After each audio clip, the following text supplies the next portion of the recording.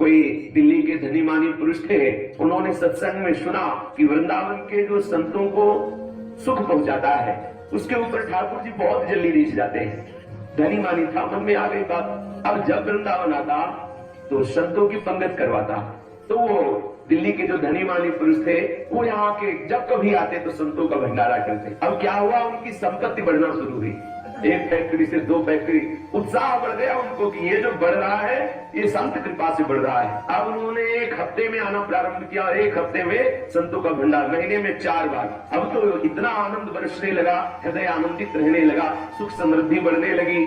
उनका जो एक पुत्र था वो भी बड़ा सुशील सज्जन और पढ़ने में बड़ा प्रवीण और व्यापार का भी हाथ बटाने लगा।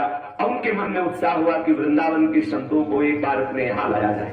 वृंदावन के संत बड़े उदार हैं, बड़े कृपालु हैं और वो वर्षों से सेवा कर रहे थे, इसलिए सब संत समझ गए कि दिल्ली वाला भगत आने वाला है। अब जब दिल्ली वाला भगत अब की बार आया तो अब की बार चिट्ठी नहीं बांटा, हर संत को बुला के साष्टांग प्रणाम किया और कहा, भगवान हमारी आकांक्षा है कि कल हम बस लाएंगे और आप सब चल करके कृपा करके हमारे घर में अपने चरण रज पधराइए, हमें बड़ा सौभाग्य होगा। उदार शिरोमणि श्री स्वामिनी जी के महल में वास करने वाले ये उदार भगवत प्रेमी महात्मा जन राजी हो गए। अब बहुत आनंदित हुआ।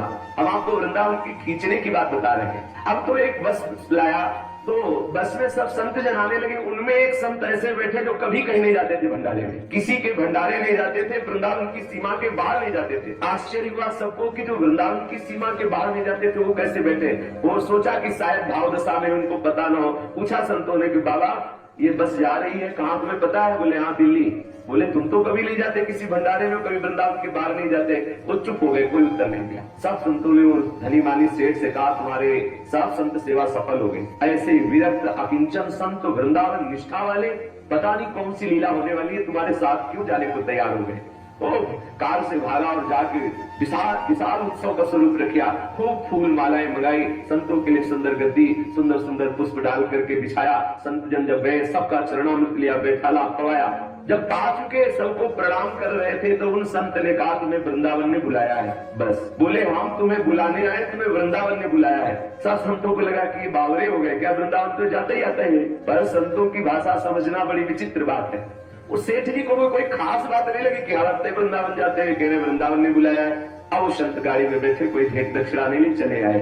दूसरे दिन ही लड़के का एक्सीडेंट हुआ, मर गए। हमें वृंदावन का बुलावा बता रहे कि वो अपने ढंग से बुलाएगा। दूसरे दिन लड़के का एक्सीडेंट हुआ, मर गया, बड़ा हाहाकार। अब जिसका इतना धन वैभव और एक ही लड़का, वो भी सुशील सज्जन व्यापार में हाथ बताने वाला। जब उनका सब क्रियाक्रम 10-15 दिन में हो गया तो पति पत्नी रोते हुए विचार किए कि वे संपत्ति किसके लिए, जो था वो तो चला गया। बोले सब बेचो और जाके वृंदावन के ठाकुर के साथ स्वर्ण आभूषण का श्रृंगार करो, भोग लगाओ और वही वृंदावन बास करो। सब बेच बाच के अखंड वृंदावन करने के लिए, बास करने के लिए आए। जब वृंदावन खींचेगा तो अपने ढंग से खींचेगा।